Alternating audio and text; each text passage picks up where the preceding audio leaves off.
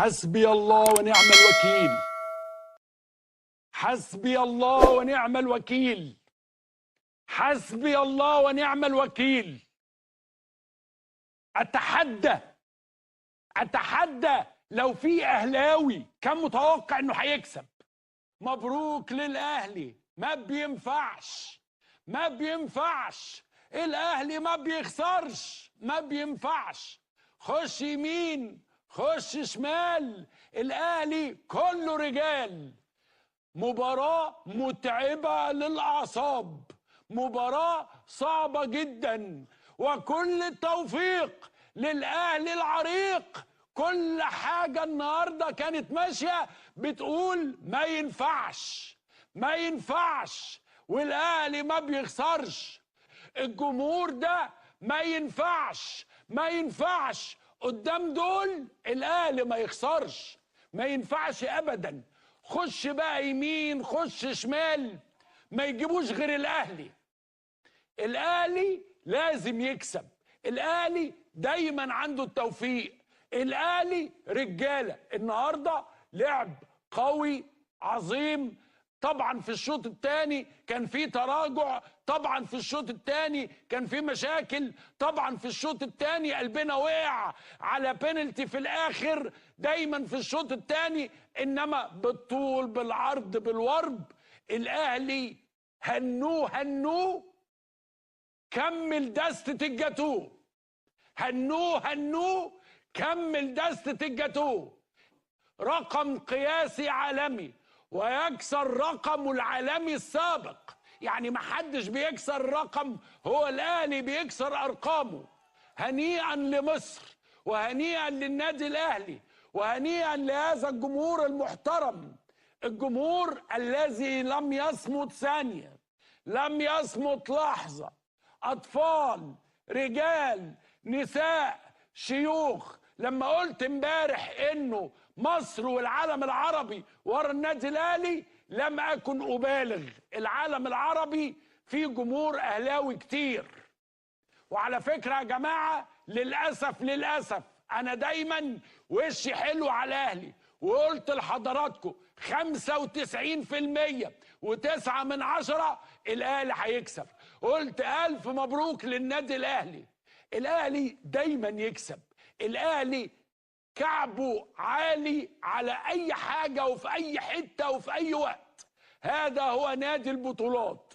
نادي يعرف يعني ايه بطولة، يعرف يعني ايه يسيطر، يعرف يعني ايه يخلص. بنتكلم على 14 15 لاعب كلهم معلمين، كلهم ابطال، كلهم اساتذه، كلهم بروفيسورات، كلهم عندهم ما يسمى بالسر العظيم. هو سر الفانيلا الحمراء، روح الفانيلا الحمراء. هم لا يلعبون، هم يتركون الفانيلا تقوم بسحرها دائما. هذا السحر الذي استمر على مدى 100 عام. 100 عام هذه الفانيلا لها سحر خاص، لا تعويذة، لا توليفة، لا دور. الأطفال، النساء، العالم، الشوارع المصرية احمرت. الناس ديت في درجة حرارة 37 كانت تزحف من كل مدن مصر، من المنصورة، من المحلة، من الأقصر، من أسوان، من بني سويف، من كل مكان يذهبون إلى استاد القاهرة، يقفون وراء هذا النادي العظيم. تشجيع هايل، تشجيع عظيم، نادي جبار، نادي عظيم. ألف مبروك للنادي الأهلي، وإن شاء الله بطولات أخرى كثيرة. إنما النهاردة مصر سعيدة. تنظيم محترم حتى الآن، تنظيم يليق، تنظيم ما فيهوش مشاكل. يمكن اتعلمنا من اللي حصل قبل كده، ويقف جمهور النادي الأهلي وتحمر مصر كلها احمرارا كبيرا قرمزيا عظيما، وعلم كبير للنادي الأهلي ينزل إلى الملعب. ولعيبة النادي الأهلي النهاردة كانوا أبطال، كانوا بياكلوا النجيلة أكل من الملعب. إنما الحمد لله في النهاية استطاع الأهلي أن يحقق نتيجة جيدة وأن يفوز بالمباراة بصعوبة وأن ينجح إنه يعني يقدر يعبر بها إلى النهاية. طبعا شفنا قفشه كان ناوي يعمل واحده القاضيه ممكن وخبط الدب في العارضه، الملعب كله قلب وقع، انما ما كانش محظوظ فيها قوي، انما الحظ كل الحظ والتوفيق كل التوفيق للناس اللي بتحط مجهود في الملعب. اللعيبه بتحضن الجمهور، اللعيبه تشعر انها مدينه للجمهور، اللعيبه رايحه بتقول للجمهور شكرا، بتقول للجمهور عملتوا لنا كل حاجه. هي دي مصر، هي دي مصر. اللي بيتكلم على الجمهور المصري اتفرج على الجمهور النهارده، اتفرج على الجمهور يوم الزمالك.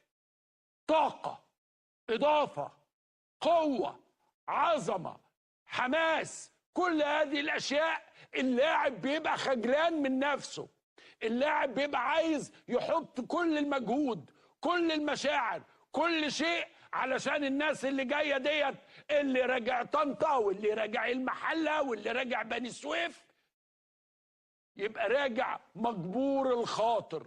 الاهلي جبر خواطر المصريين اليوم في الداخل وفي الخارج.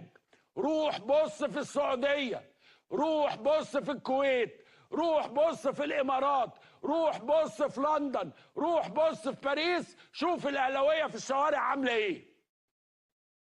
الاهلاويه كلهم بنفس واحد كانوا يشعروا انه هياخدوا البطوله، هياخدوا البطوله. على فكره عندما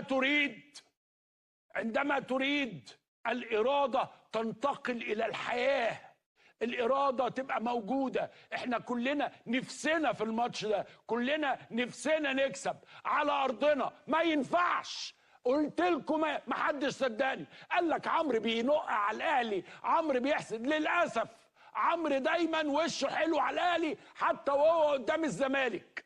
يعني مشكلتي أنا مع الزمالك مش مع الأهلي.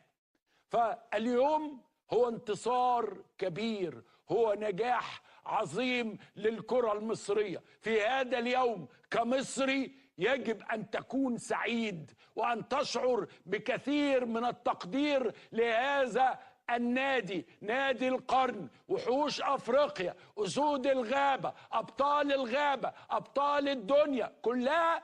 النهاردة الأهلي له أن يكون سعيدا، فقد أسعد الملايين. هذا الأمر هو هام جدا بالنسبة لكل مواطن مصري. ألف مبروك للنادي الأهلي، ألف مبروك للدستة، دستة جاتوه، كل حتة غير التانية، كل حتة عملها شيف غير الأولاني غير التاني غير الرابع غير الخامس، وعد 1 2 3 4 5 6 7 8، نفسك يتقطع من ال 12 مرة. هذا نادي يستحق التقدير، هذا نادي جمهوره يستحق وسام. يعني النهارده غير وسام اللي كان بيلعب، هذا الجمهور لو تقدروا تعملوا له باقة فل، لو تقدروا تعملوا له باقة ورد، لو تقدروا تعملوا له ميدالية وتعلقوها في رقبة هذا الجمهور، النادي الأهلي لا يكون مبالغا. يجب أن نتذكر اليوم شيء راقي في الملعب. أرى بوادر احتفال راقي في الملعب، وكنا كلنا حاطين ايدينا على قلوبنا انه ممكن في اي لحظه تنتهي المباراه وكل شيء ينتهي، ولكن في النهايه التوفيق هو ملك التوفيق، لانه يضع مجهود، والتوفيق دايما ياتي للناس اللي بتحط مجهود. نادي جميل، نادي جبار. التهنئة لكابتن بيبو الذي كان مع الفرقة في رادس وعاد معهم الأسبوع اللي فات، وكان معهم كل يوم في كل تدريب. إدارة محترمة ونادي عظيم. ألف مبروك. نحن سعداء لمصر، نحن سعداء للكرة المصرية. قد لا أكون أهلاوي ولكني مواطن مصري يسعد بالنجاح المصري. وادي شوارع مصر. افتح يا ابني وري الناس